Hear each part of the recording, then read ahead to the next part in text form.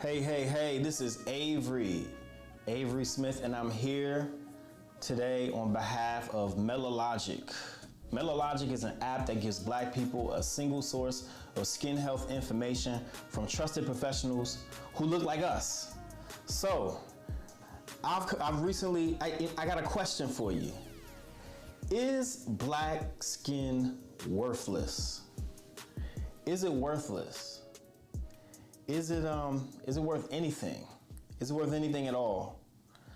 I pose this question because I see when I look out in society that there are very little, if any, resources available for black skin, for information that can lead us to be able to take care of our skin much better than what we currently can do. And so it makes me wonder, like, okay, well, why is it that we have all of these people walking around with black skin, and yet there are such little information available? I wonder, is black skin worthless? Is it worth anything? I think it is. I think black skin is worth,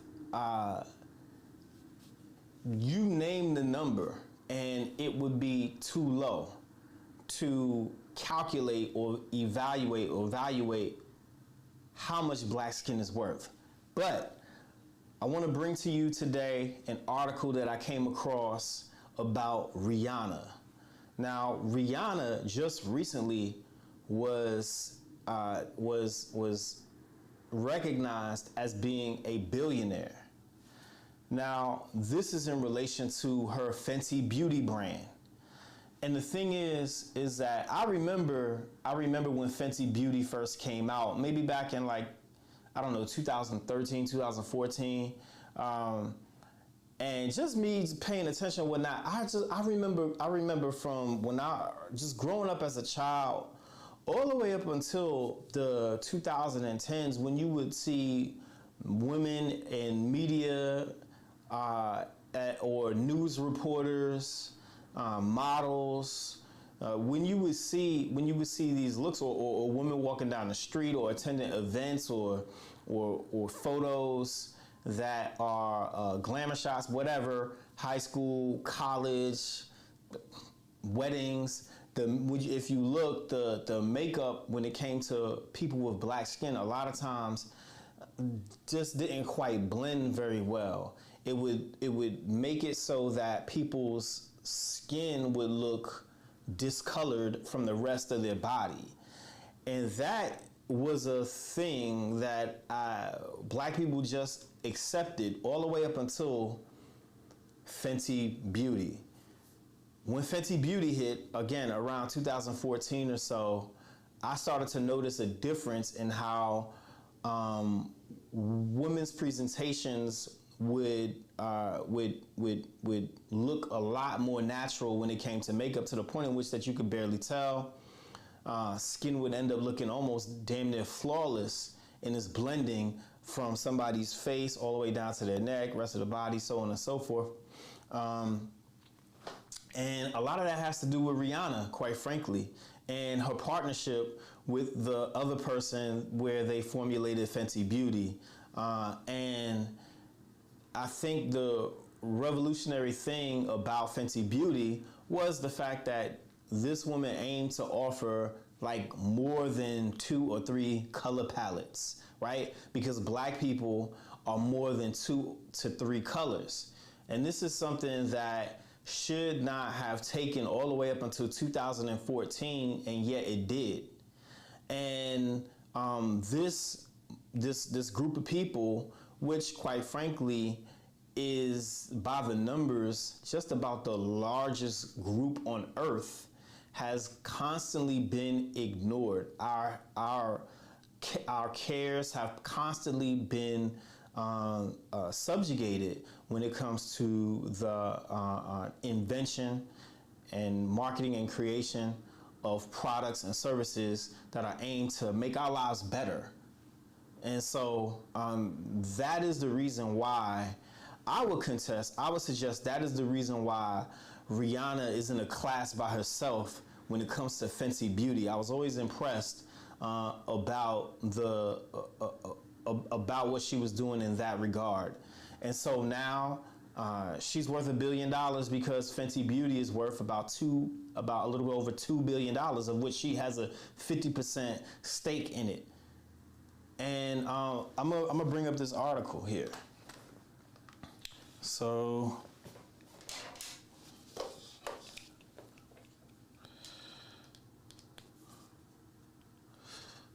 okay, let's see.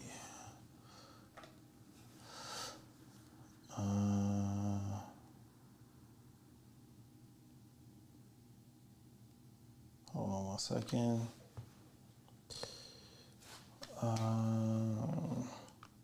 Technical difficulties, ladies and gentlemen. Let me get this up.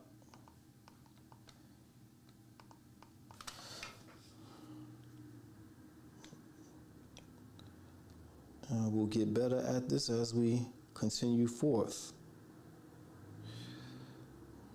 Okay. Let's see.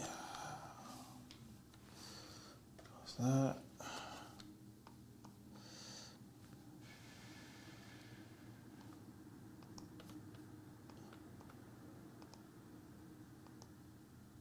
Hold up, I'll make it a little smaller.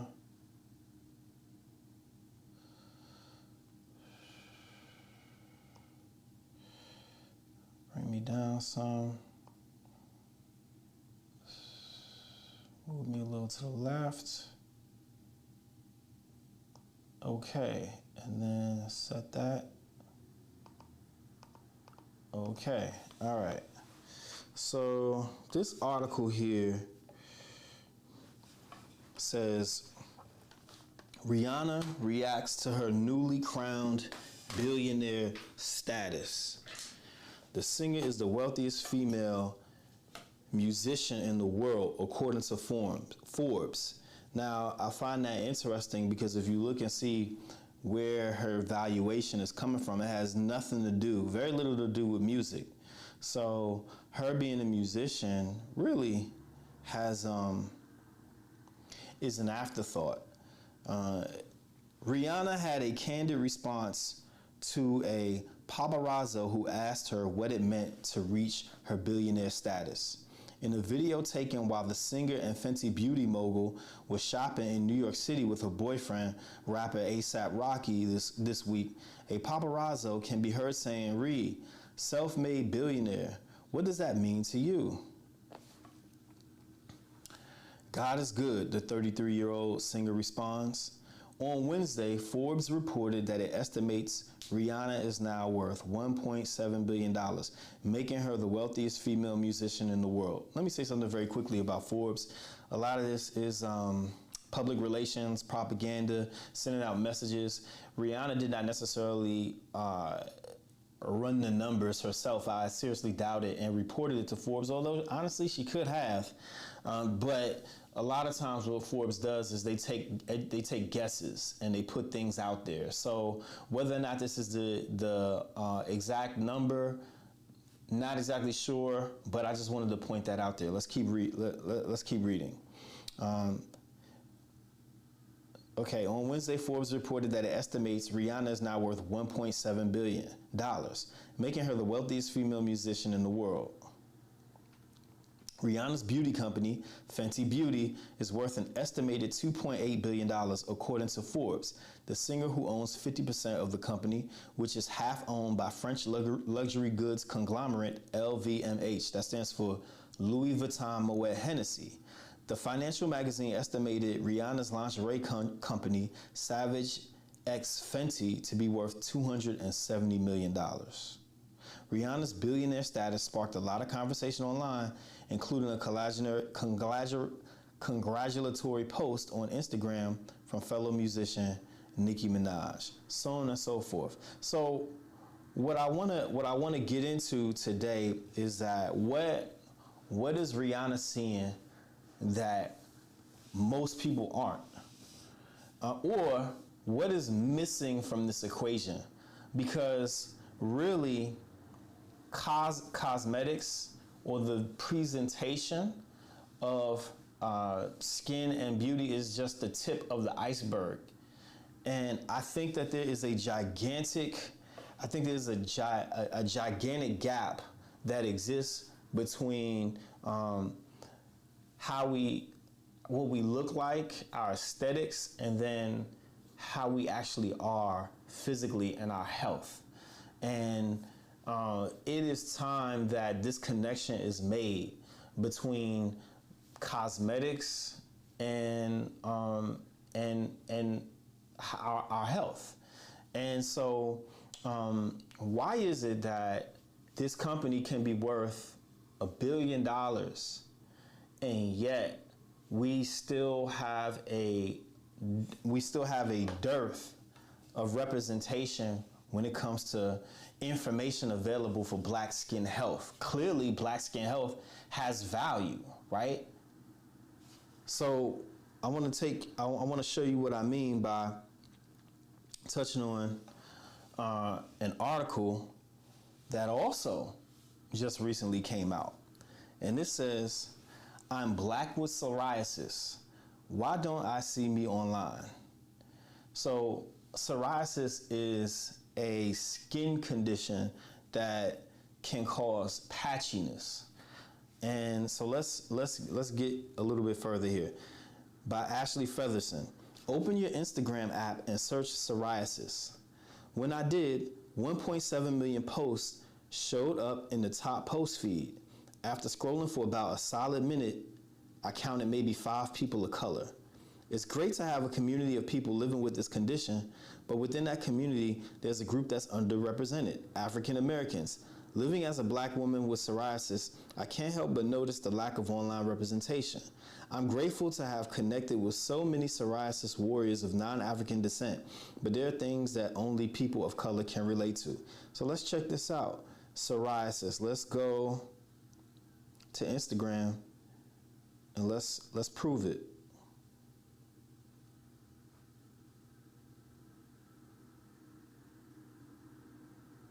Psoriasis.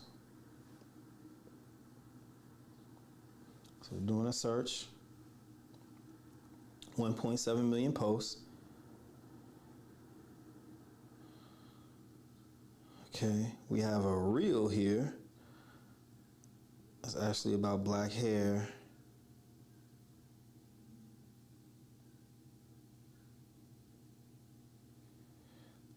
Let's see. Let's keep going. So as you can see,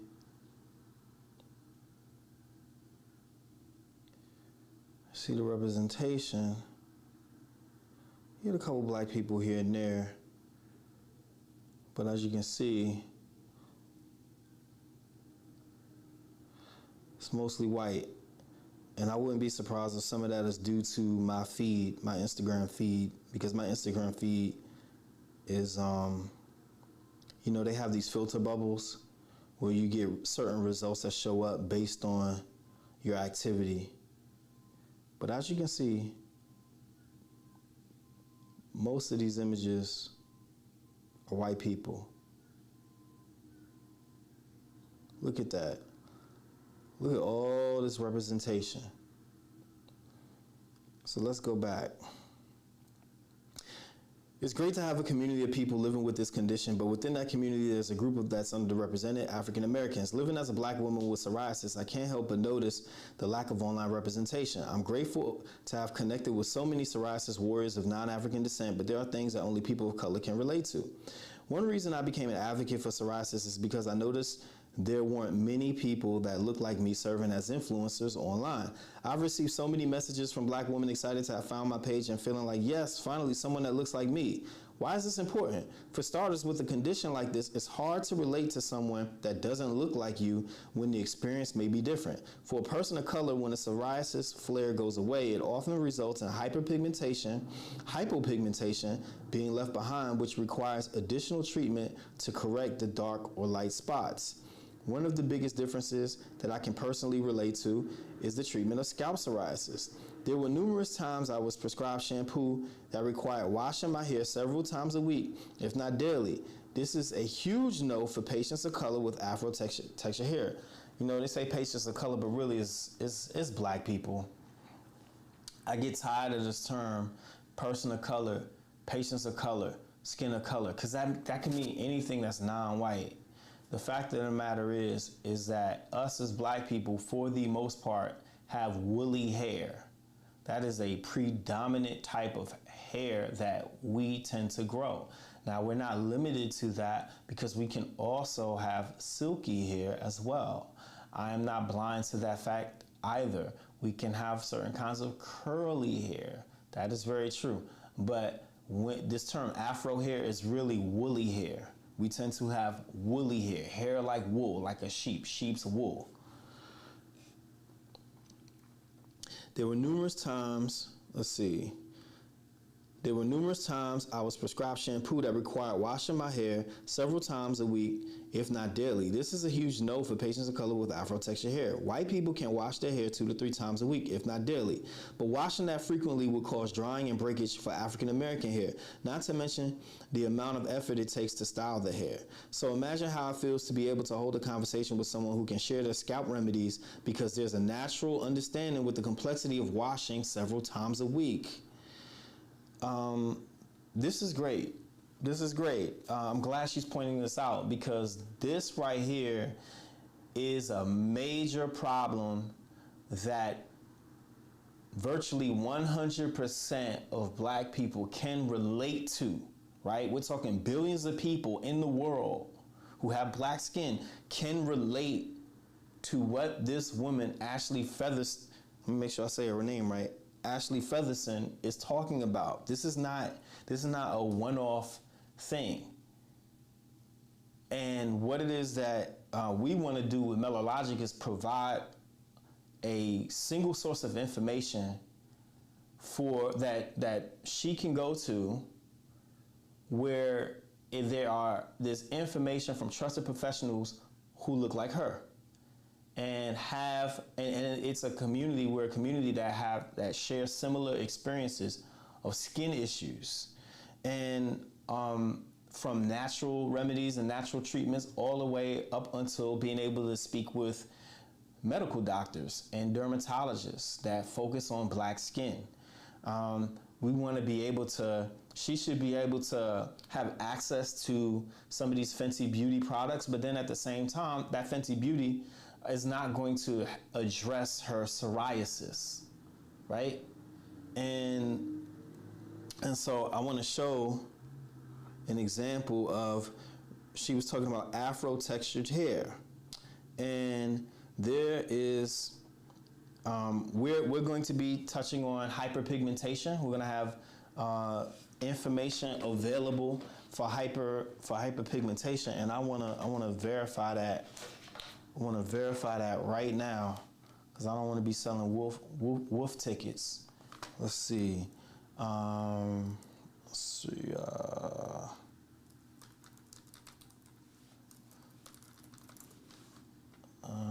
just checking something right quick.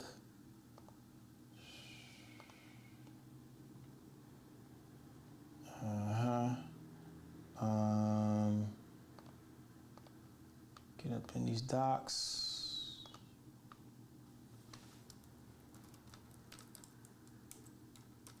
Yep.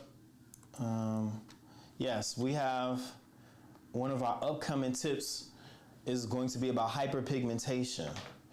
And a little bit about it. Hyperpigmentation, also known as dark spots, is a result of inflammation in the skin from prior injury or disease process, such as acne or psoriasis.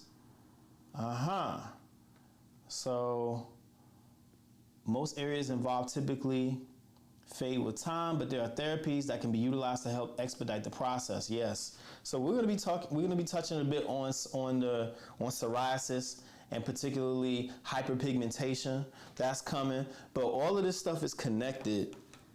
See, because hair is a part of skin.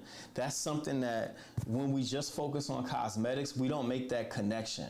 We look at skin and then we look at hair. It's two separate things. But when it comes to our health, our skin and our hair are all connected. It's all the same thing. And so that leads me to this tip that we have here about traction alopecia that I want to show. So traction alopecia is a type of hair loss resulting from prolonged pulling or hugging on the hair, right? And so you see a young lady here, when the hair is pulled in the same direction, the hair shaft and hair follicle can become damaged. Let me get closer to this image.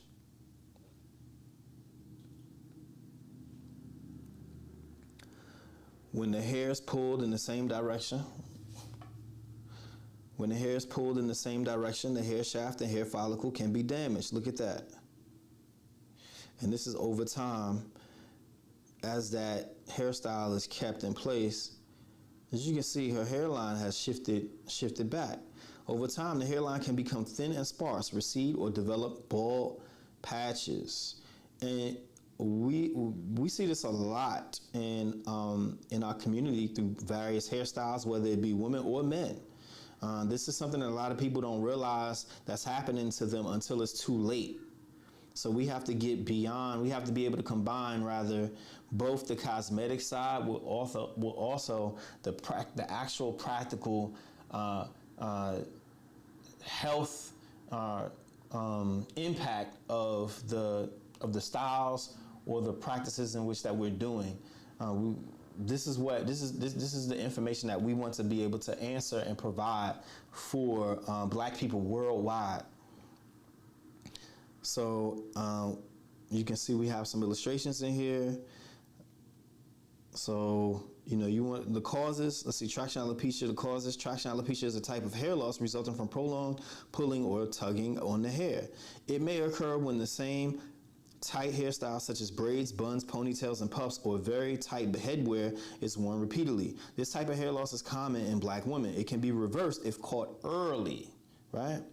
So you can see the hair shaft and the gland right there, and then the first step is that tugging puts stress on the hair follicle. Then the second step or that occurs is there tends to be pus, and then the follicle can become inflamed. And then lastly, what occurs is that there's an empty follicle as the hair gets pulled out entirely. So the way in which this can be addressed is to avoid wearing the same tight hairstyles over and over. Wear hair in a loose style at night. Limit brushing edges of hairline. And see a dermatologist if symptoms do not improve. Now, these things impact how we present ourselves in the workplace, right? Certain professional hairstyles, what's deemed acceptable versus not acceptable. Quite frankly, many hairstyles that are previously maybe seen as not acceptable in the workforce is actually the best way that many of us need to wear our hair. Because the other ways are ways in which that we will wear our hair that actually damage our skin and damage our hair. So we have to be very careful about these kinds of things. It's more than just looks. Our health is very important. That's why I'm like, is Black skin worthless, or is it worth a billy? Is it worthless or is it worthy? I'm asking that question. So, and I hope that you can provide that answer. Let's get back to this. So let's see. The information found on psoriasis and the treatment plans prescribed are based on research mostly on people of European and Asian descent. It's no secret that there are disparities within the healthcare system with African American people, and that includes in the dermatology field as well. The most interesting thing happened while writing this post. Several advertisements came across the TV screen for psoriasis medications, and guess what? Not one ad included a person of color. Black people get psoriasis as well, but the lack of representation makes us feel like we don't matter. We tend to become our own doctors, researching and tracking symptoms. Is this because we're often misdiagnosed since there's limited research on black skin? Listen to that. I didn't write this article, ladies and gentlemen. When I Googled psoriasis and clicked images, all I see are images of psoriasis symptoms on white skin. Other races/ethnicities deal with this chronic condition, and there's a need for our voices to be heard and our skin to be seen. There have been recent breakthroughs of campaigns related to natural beauty, including those with acne, all sizes, vitiligo, and even putting a stop to Photoshop.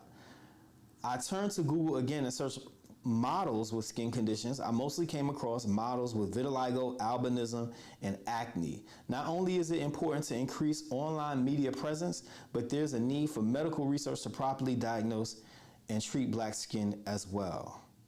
African Americans with psoriasis do exist, and I hope to encourage a change in the lack of representation. Let's break this down surgically. So this says right here, the information I found on psoriasis and the treatment plans prescribed are based on research, mostly on people of European and Asian descent. It's no secret that there are disparities within the healthcare system and African American people, and that includes in the dermatology field as well. Yes, it does. Check this out.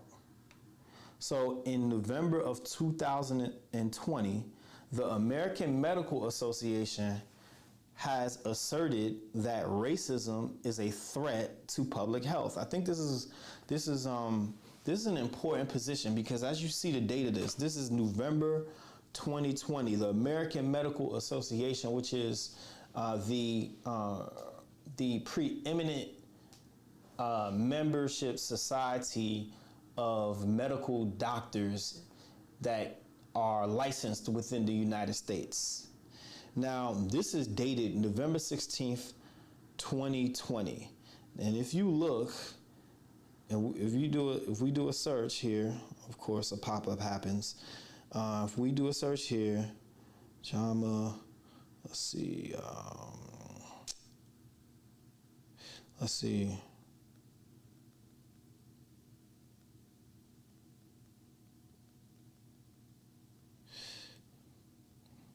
JAMA Dermatology, Avery Smith.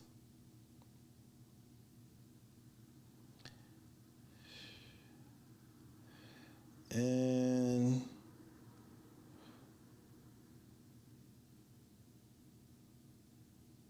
let's see, where is it? So it got covered on NIH as well. It's on PubMed.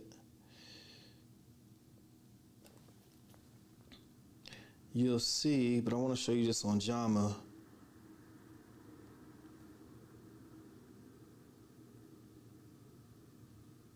Here we go.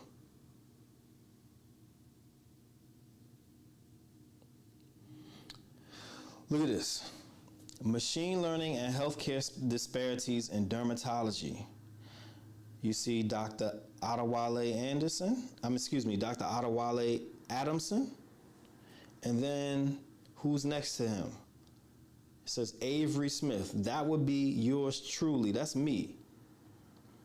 We did research about machine learning and healthcare disparities in dermatology, whereas we were able to point out the racial bias that exists within medical technology when it comes to black skin. And that was in 2018.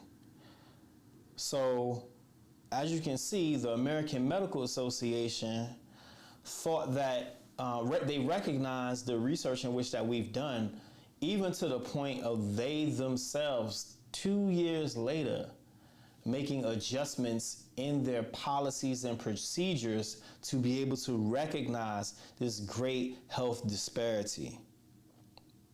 So it says, the AMA recognizes that racism negatively impacts and exacerbates health inequities among historically marginalized communities. Without systemic and structural level change, health inequities will continue to exist and the overall health of the nation will suffer, said AMA board member Willarda V. Edwards, MD, MBA. As physicians and leaders in medicine, we are committed to optimal health for all, and we are working to ensure all people and communities reach their full health potential. Dr. Edwards said, declaring racism as an urgent public health threat is a step in the right direction toward advancing equity in medicine and public health while creating pathways for truth, healing, and reconciliation. To that end, the AMA House of Delegates adopted a new policy to acknowledge that although the primary drivers of racial health inequity are systemic and structural racism and unconscious bias within medical research and healthcare delivery have caused and continue to cause harm to marginalized communities and society as a whole. That means black people. That's really what that means, is black people. This term marginalized communities means black people. It's always like, okay, racism, because we know it's really, all this stuff stems from racism toward black people primarily. But then the solution tends to be, oh, we're going to provide solutions for everybody. And sometimes that works, but for the most part, you should be aiming to reconcile with the individual that you offended, not everybody. So I just wanted to point that out. Recognize racism in a systemic, cultural, interpersonal, and other forms as a serious threat to public health, to the advancement of health equity, and a barrier to appropriate medical care. This is the problem. They pointed it out. Support the development of policy to combat racism and its effects. Encourage governmental agencies and non-governmental organizations to increase funding for research into the epidemiology of risks and damages related to racism and how to prevent or repair them. Yes, they're pointing out problems and suggesting solutions. What does this stuff mean? Well, this means that they, according to these words, should be supporting efforts like Melalogic. Encourage the development, implementation, and evaluation of undergraduate, graduate, and continuing medical education programs and curricula that engender greater understanding of the causes, influences, and effects of systemic, cultural, institutional, and interpersonal racism, as well as how to prevent and ameliorate the health effects of racism. Right? So that means that they're trying to attack racism on an educational, institutional level. Delegates also, which from there leads to and addressing racism on the professional level because the students graduate and they go into the workforce. Delegates also directed the AMA to identify a set of current best practices for healthcare institutions, physician practices, and academic medical centers to recognize, address, and mitigate the effects of racism on patients, providers, international medical graduates, and populations. What is populations? That's you and that's me. I'm not a doctor. I am a member of this marginalized population who has experienced this blight that has been on purpose. Work to prevent and combat the influences of racism and bias in innovative health technologies. That's exactly what Melalogic is doing. Melalogic is aiming to eliminate the negative bias that exists within Google, Instagram, Kodak cameras, and certain algorithms that are designed to present white skin and lighter skin in a better way than dark skin. We are aiming to address all of these things. So really, the American Medical Association and anybody that's like that, if you have a desire to address this health inequity and to fill this knowledge gap that exists with Black health, then you should be working with Melalogic. So because again, Melalogic is, I'm sure you're wondering what is Melalogic, and I'm going to show you exactly what Melalogic is right now. So we go here. Hold on one second. Move that.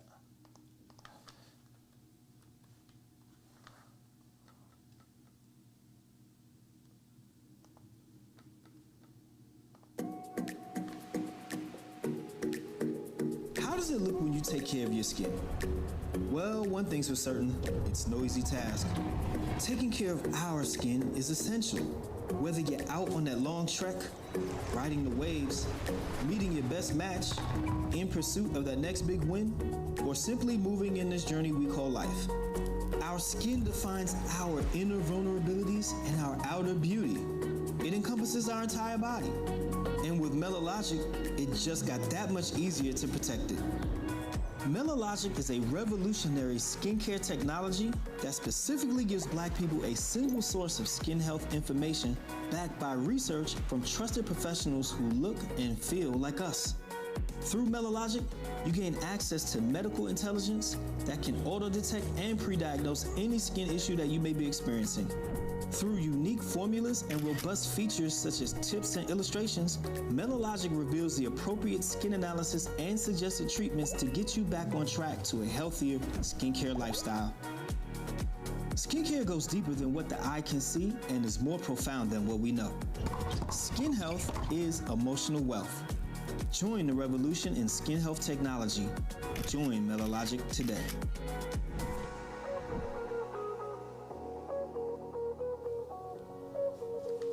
All right. So that is Melalogic. Melalogic is a software that hold on, let me close that out. Melalogic is a software that is designed to empower Black people, empower us to be our own health advocates. And let me get back to this article right quick. I'm going to hop back to Ashley's article here because I want to break this down surgically. Let's see. So now you see even the American Medical Association recognizes this systemic racism.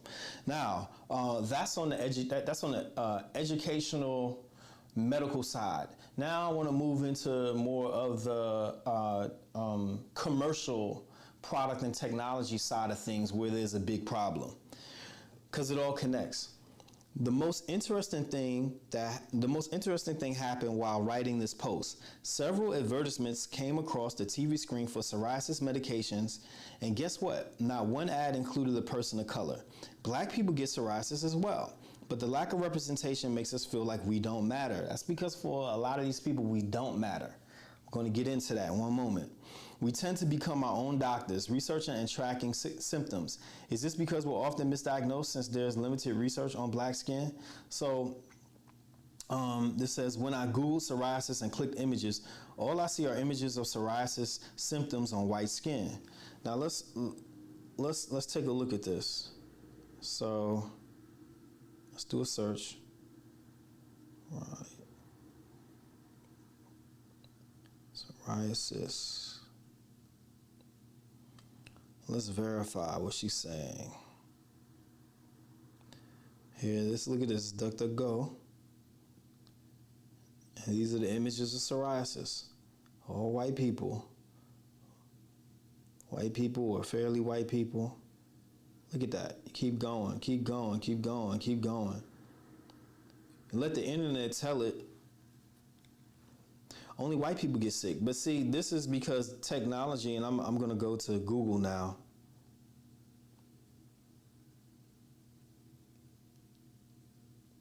Look at this.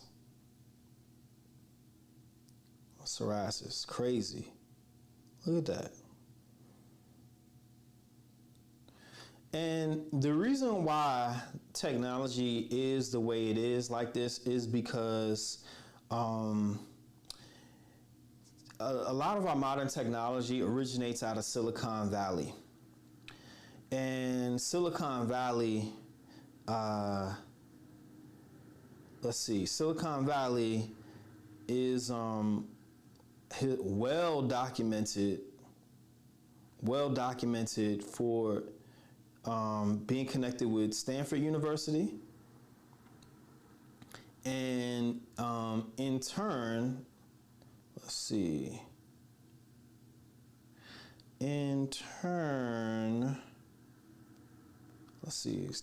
and Silicon Valley, story past, uncertain future. I want to show you this.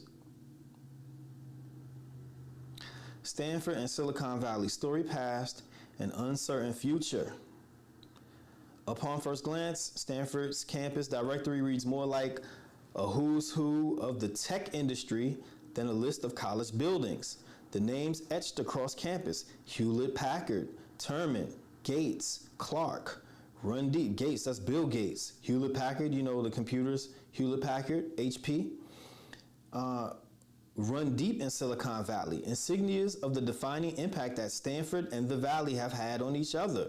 For the last 120 years, a symbiotic relationship has brought prestige, influence, and industry to both parties.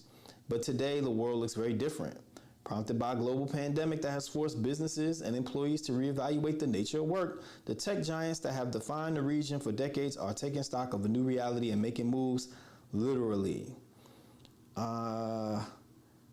Amid a fast-changing professional landscape, Silicon Valley fixtures are looking beyond the Bay Area in search of new locations for their headquarters. So I just wanted to show you the how Stanford and Silicon Valley are joined at the hip. You can't have one without the other. Now, how does this relate to the fact that when you go to Google and you do searches for illnesses, you find ways in which white people can treat it and not black people? This is why. Because Stanford has historically been a proponent of eugenics. Now, look at this. Stanford has promoted scientific racism. Let me go here. Eugenics and the scientific racism at Stanford and beyond. Mission statement: from David Starr Jordan to William Shockley, the history of Stanford University has been intertwined with the histories of eugenics and scientific racism in the United States and abroad since its founding in 1885. Through a series of lectures and discussions, we aim to examine the lasting legacies of eugenics and scientific racism, their impact on the sciences and higher education, and the ways in which universities both combat and perpetuate these legacies. Let me just also say this. It doesn't stop at higher education and universities. It goes out into the market. And therein lies the problem, is that there's not a recognition of the connection between education and the products that get put out into the market, and also the products and services that get investment and get supported in by these same people who are part of the Silicon Valley and Stanford University network of investors. So I want to show you a gentleman who has invested in a very, very, very powerful technology called Clearview.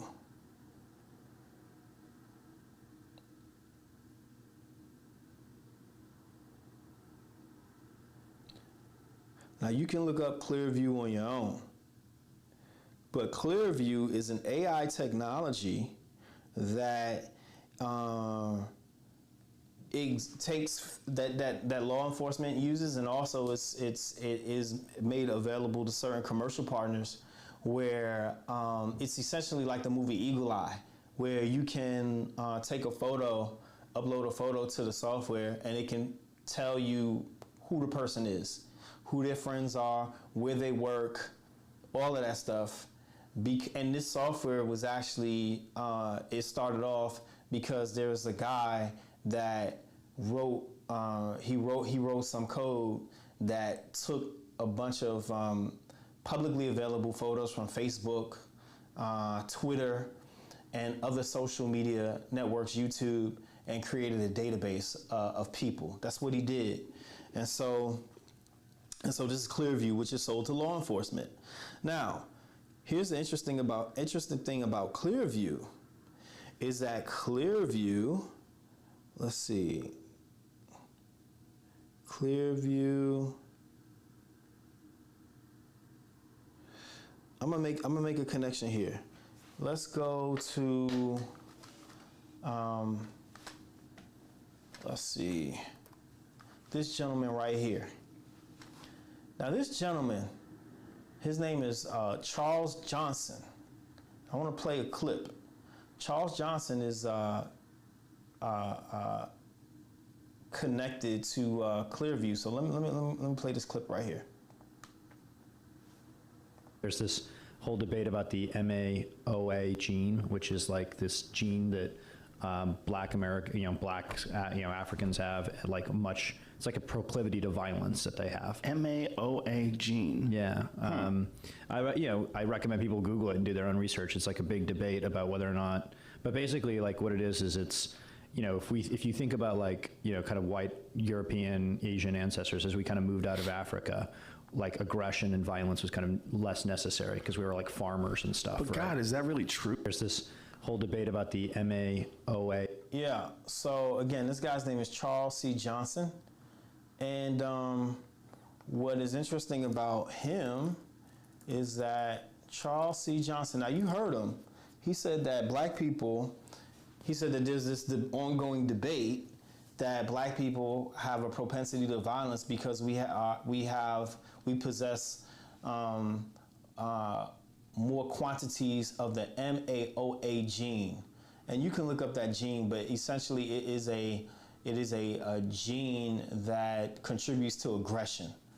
So the thing is about this guy is that Charles C. Johnson is, let's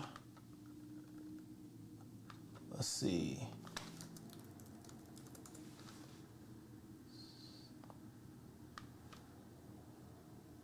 He is an investor. He was an investor of Clearview. And I'm gonna show you like some photos. That's not him. Here he is. So this is our lovely guy that had mentioned about how there's this ongoing debate of how Black people have more of a propensity to violence, like it's in our DNA. He's, you see, he's hugged up on George Zimmerman here.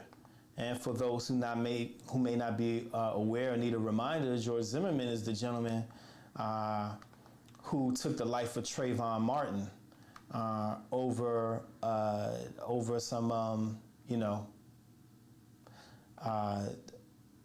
false reports. I'll just say that. And let's see. If we keep going down, oh, lovely. Let's see, I don't think that was him. Here he is. This is guy Charles Johnson, or Chuck Johnson. And who is he with? Hey, he's with the founder, this is the founder here of, or the creator of Clearview AI. Let's see, here he is. They're both doing the OK sign, which is known as a white power sign. See, it's a W and a P. I don't know why the Asian guy's going white power, but that's just how it is. I guess Caucasian. Let's see. So let's keep going. Lovely, lovely, lovely. Yeah, so that's what I wanted to show, is that connection between Charles Johnson and then this guy, his name is Ton That. And by the way, this company, Clearview AI, is also invested in by billionaire Peter Thiel, a Facebook board member. He's also, Peter Thiel is also connected with Stanford University. And I'm not necessarily attributing all the thoughts and words that Chuck or Charles Johnson has said to Peter Thiel or even Thon Thought, but this Clearview AI, I'm just bringing this up as an example of what is possible with technology, what can be created versus what actually gets supported and gets funded. And so we have something like you can look at this. Advanced facial recognition technology poses a mortal threat to privacy. It could grant the government, corporations, and even average citizens the ability to capture a photo of anybody and with a few keystrokes uncover all kinds of personal details. So when the New York Times published an expose about a shadowy facial recognition firm called Clearview AI in January, it seemed like the worst nightmare privacy advocates had arrived. Clearview is the most powerful form of facial recognition technology ever created, according to the Times. With more than 3 billion photos scraped surreptitiously from social media profiles and websites, its image database is almost 7 times the size of the FBI's. Its mobile app can match names to faces with a tap of a touchscreen. The technology is already being integrated into augmented reality glasses so people can identify almost anyone they look at. Now tell me something. If this can be created, you mean to tell me there can't be a database of skin images that can be utilized to improve the health outcomes of Black people? You can create a database here that can identify all kinds of different people and throw them in jail. But we can't use technology for a public good to be able to help Black people be able to extend their own lives. Does that make any sense whatsoever? Is Black skin worthless? Is Black skin worthless? That's what I wanted to show you. So there's no reason whatsoever. Let's go back to this. There's no reason whatsoever where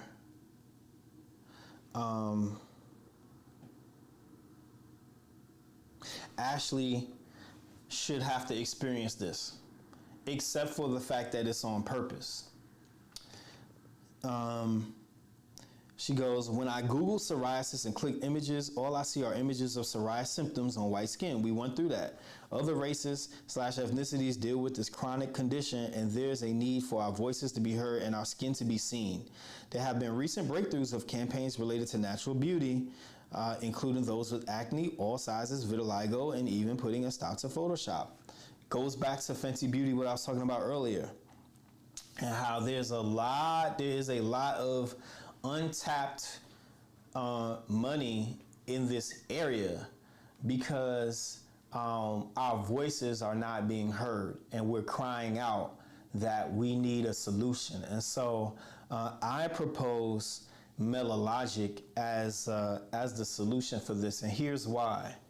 I propose Melalogic as a solution because you can't expect other people to come and take care of your own situation, especially when it comes with skin. I can't expect another family to take care of my own family.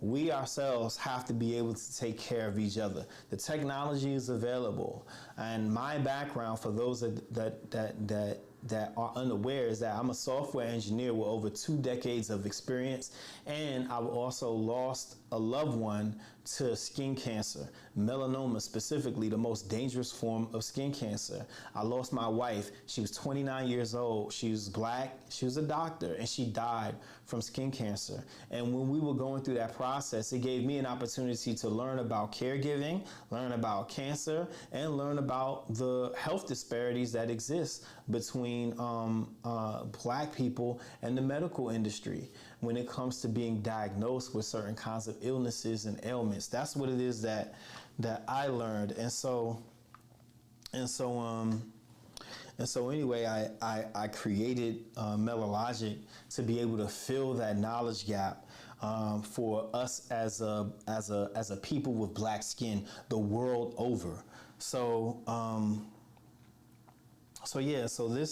this is what I wanted to touch on, and there's some other things that I want to do as well.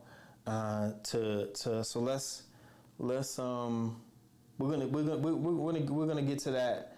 I'll do it now. So what I want to do is let's see. I want to come to you today with a tip, and that tip is on how it's about the experience in which that I've had in taking care of my skin, as far as finding a skin moisturizer. So one of the things that has I got tired of. Let me change this. One moment.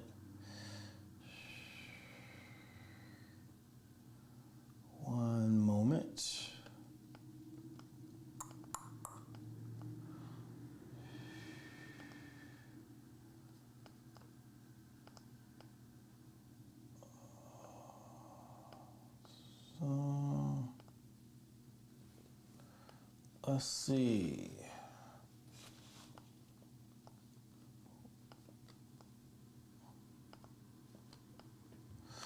All right, so look at that. Hold on 1 second.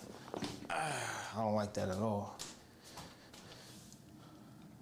What is going on? Is the camera slightly moved? There we go. So one of the things that I wanted to bring with you, what I wanted to bring to you today is a tip to help you save money and also improve your health.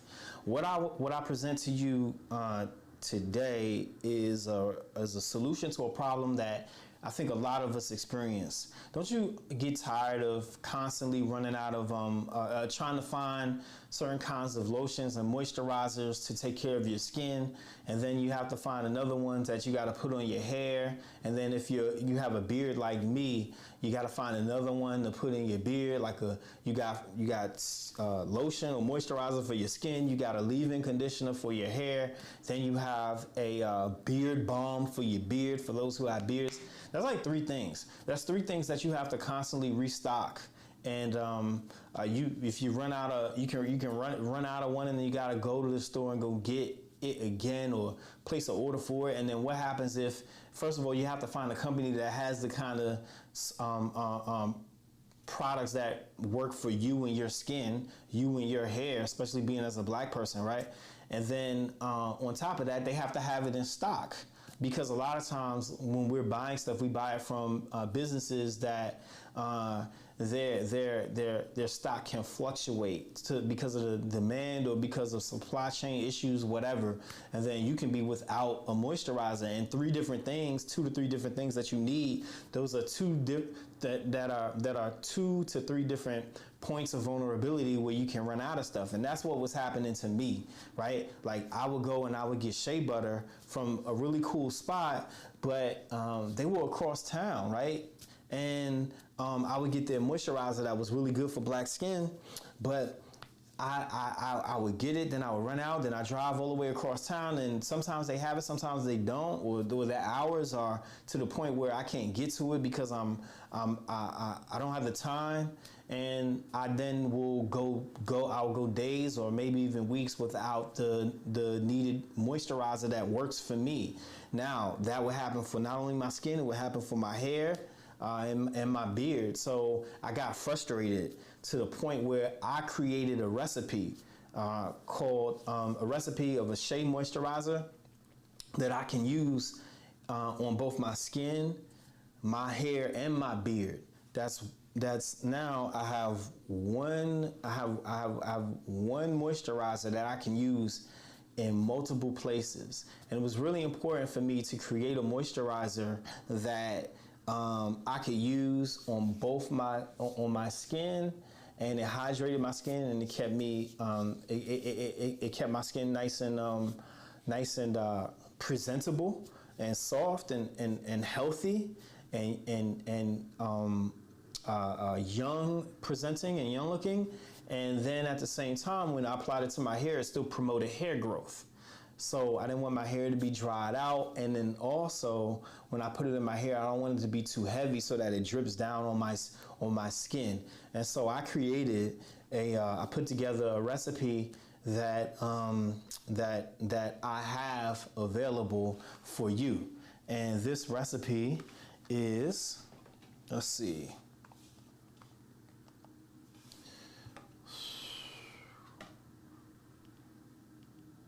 This recipe, let's see.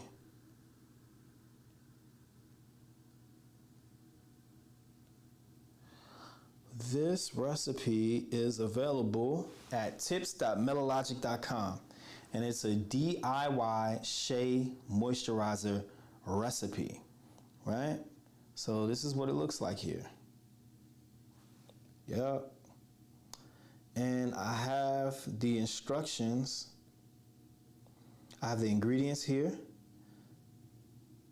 and I have the instructions on how to make it. And that is available for you for free. If you go to tips.melalogic.com, and I'll have the link in the description. So, and then of course, if you have any questions, comments, or concerns, you can leave comments down at the bottom here. And what I want to do actually is make it for you. I want to make it for us right here, right now. So, yeah. I think what I'm gonna do though is, let's see. I'm gonna wrap up this show. That's what I'm gonna do, and I'm gonna make this another time, cause I feel like I've been running real long. But I want to show you.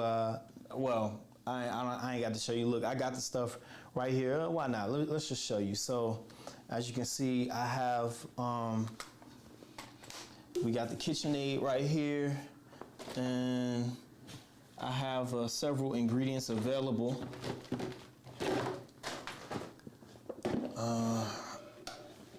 Let's see, such as shea butter here, and then I have all the other ingredients available. So I got the castor oil, and I have some extra stuff that I don't even have in that recipe, just kind of punch it up. I got some peppermint spirits. I mean, not peppermint spirits, peppermint oil, essential oil. I got all that stuff. And so I'm gonna do this another time. I'm doing it in another video, but I'm gonna go ahead and let's see. I'm gonna go ahead and make this. I'm gonna go ahead and make this another time, but be on the lookout. Be on the lookout for that. But yeah, I just kind of wanted to show you that, and I want to thank you. I want to thank you for hanging out. I want to thank you for learning. Is black skin worthless? No, it's not. I don't believe so. I believe black skin is invaluable, certainly worth more than $1 billion, right? $2 quintillion. I mean, you're talking about life and existence, and we're going to get into that. We're going to get into we're going to talk about black skin and electricity. We're going to get into we're going to talk about a variety of different things coming up. So yeah, thank you for checking us out. And if you believe that black skin is it's worthy, it's invaluable, then sign up for Melalogic. Go to melalogic.com and add your email address.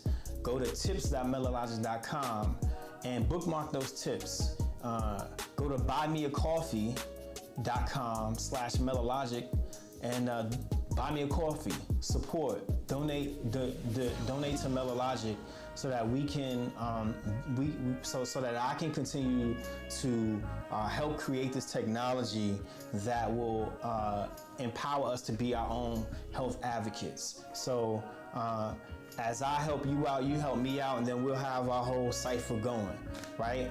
And I think that's the most important thing. Y'all don't want me to go out here kissing the ring, right? I want to be here for you. So so I look forward to you being here for me, and let's extend our lives and address our issues and keep it in the family. So thanks for checking out Melalogic.